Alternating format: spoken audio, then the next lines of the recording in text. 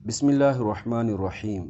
آپ جانیں گے نبی پاک علیہ السلام کا وصال ظاہری اور سخت تکلیف دہ وصال مبارک۔ آپ جانیں گے 13 کے عدد کو منحوس سمجھنے کی اصل وجہ کو۔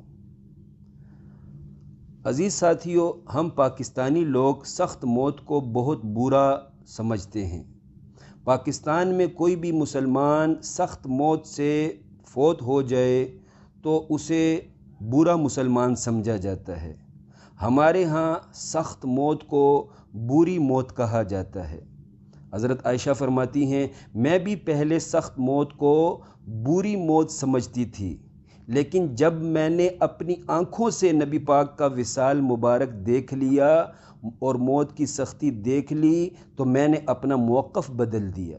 بخاری شریف کے الفاظ ہیں، حضرت عائشہ فرماتی ہیں، فلا اکرہ شدت الموت لأحد ابدا بعد النبی صلی اللہ علیہ وسلم۔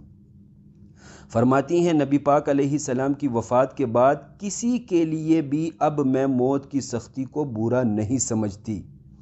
مفتی احمد یار خان نعیمی علیہ الرحمہ مرآت میں اس حدیث کی وضاحت لکھتے ہیں کہ پہلے حضرت عائشہ کا خیال تھا کہ موت کی تکلیف گناہوں کی زیادتی کے حساب سے ہوتی ہے اور موت کی آسانی رب تعالیٰ کی خاص نعمت ہوتی ہے، لیکن جب حضرت عائشہ نے خود نبی پاک کے وصال والی تکلیف کو دیکھ لیا تب حضرت عائشہ نے اپنا موقف بدل دیا۔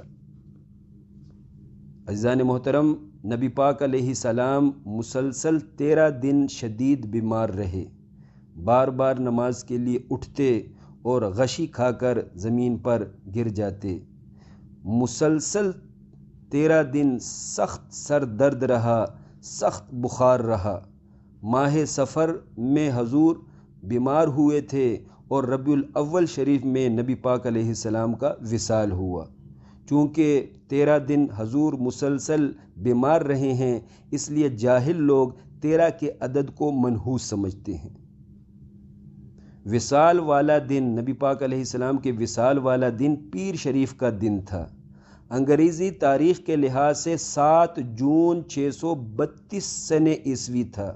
سخت گرمی کا موسم تھا، تقریباً دن کے 10 بجے کا ٹائم تھا۔